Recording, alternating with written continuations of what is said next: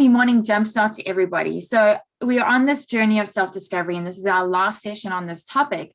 And I feel like I always say that we are in the member success business, right? And so what does member success look like to me? It's got nothing to do with your paycheck.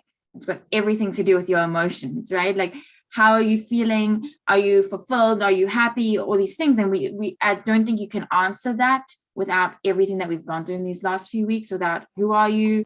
What are you feeling? What is your why? They all build up to ultimately your happiness, right? And a fulfilled life. And Ted, sometimes have to ask myself this question. And I was reading a fictional book, nothing spiritual or anything, about a conversation between two girls. And it was like, when were you last happy? And the other girl couldn't answer. And she said that she does it or thinks about when she was last happy is like how you would lose an item. Like, I can't find my keys. Like, where did I last have them, right? So normally tracing you back to when were you last super happy helps you find that and then create more of that. But for you, Ted, how does this come into play? Wow. I love that. I love it. I don't like the idea that somebody couldn't figure out when they were happy, but under the umbrella of self-discovery, that's an interesting question. Like, how often do we think back to, we can easily think back to when we were sad or hard times in our lives, but how far do we try to think back to and then replicate? But the idea of the missing item, the idea of what makes us happy, like that sort of thing, it does make me think about the big rock analogy of sometimes we get so mired in paying attention to all the little stuff in a day that we really don't pay attention to what lights us up, to use your language that you use in one of these mornings. You said, or paying attention to what lights us up, and the idea that really what makes us happy. But the big rock theory says that, if you were to envision a jar, like a jar, most of us fill the jar with pebbles and sand every day, right? And they're not like in the pursuit of happiness sort of thing. But you could think about this in the pursuit of happiness. You could think about it in the goals that you try to achieve every day. You could think about, are you feeling overwhelmed, right? If you're paying attention to emotion, like we've talked, are you feeling overwhelmed? Sometimes you're paying attention to the pebbles and rocks that you fill the cup up 3/4 of the way. And yet, if you say happiness, to relate back to some of our recent conversations, if you say happiness lives within family, or what lives when I'm writing, or lives when I'm doing X, Y, and Z, but yet in a day, you've only paid attention to the pebbles and the rocks in there, guess what? You leave no room for the big rocks, the main things. Like, if you set all these audacious goals and you know that these 3 things are cornerstones to reaching those goals, writing every morning when you wake up for an hour, that produces results. And yet you wake up every morning and you deal with 10 other things before you write for an hour. You have done, versus if you say happiness is this, or if you state a goal and you put the big rocks in first, you pay attention to the big rocks. So put 3 or 4 big rocks. Now you can sift the sand and the pebbles in here and fill all the gaps in here. So I guess the point of today, sparked by what you're talking about the pursuit of happiness, which, we could probably relate this to the pursuit of happiness. We could relate this to self-discovery. We could relate this to goal setting. We could relate it to a lot of different things. Pay attention to how you're feeling. Like, if you are overwhelmed, if you are feeling stressed, if you are feeling unhappy, have you reflected enough under this umbrella of self-discovery to really, are you focused on the big rocks in these different areas of your life?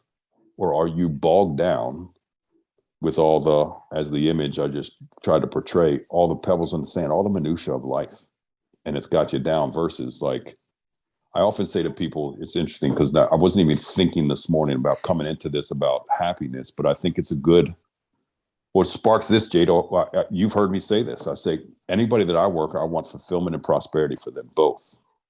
Happiness. Like, you ask, like we talked about, what's your why? You want to know a good gauge? Different way to ask that question. Yeah. What makes you happy? Right?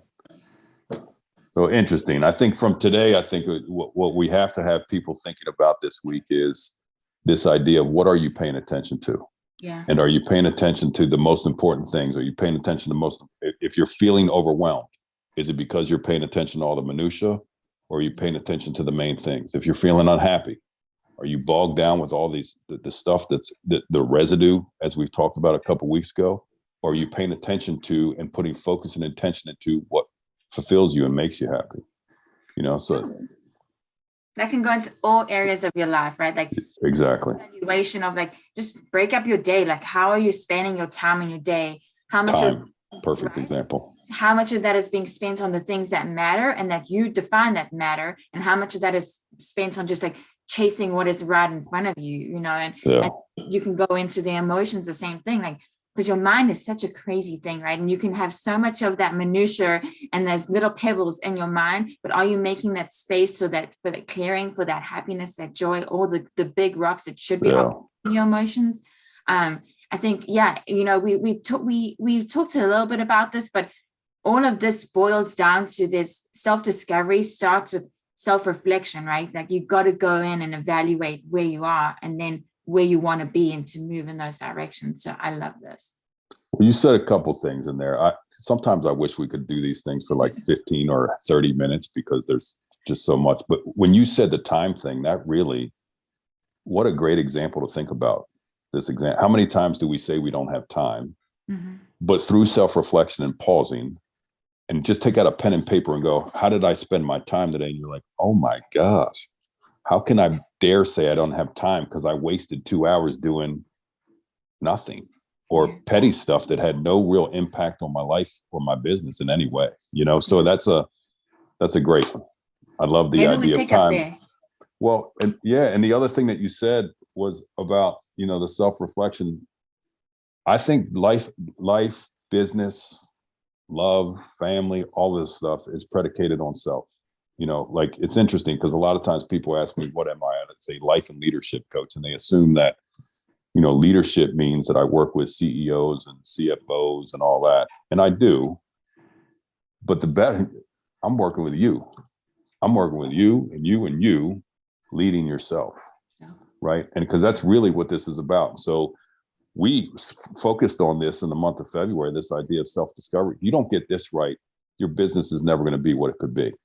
It may be good, but it'll never be. If you don't learn how to lead yourself, learn how to know who you are, learn how to manage your time through managing self, all this stuff, you're never going to get to really maximize your potential, both in life and in business.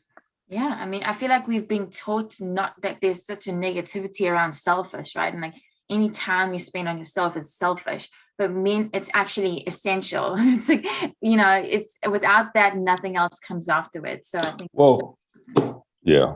Again, we could talk all day, Jay, me and you. But did we or did we not, just on an AWAI team call, to talk about this yesterday? This idea of better you. Yeah. This is an individual game first, life and business. We can call it, and that's why this selfish gets a bad name, because you're supposed to be about team. You're supposed to be just about family. Well, make no mistake. If you're not whole, there is no better us first. There's a better you, and that's why they talk about this. It sounds all noble, but there's truth to it, right? Better you, better us. Then we can move on, right? Love it.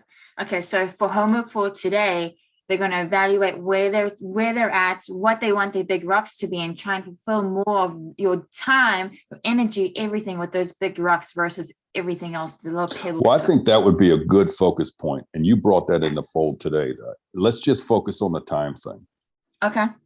Because I think a lot of people, particularly at the beginning of the year, they jump off and they start doing all this other stuff. And then all of a sudden they find themselves feeling overwhelmed or a little bit picked in a lot of different areas.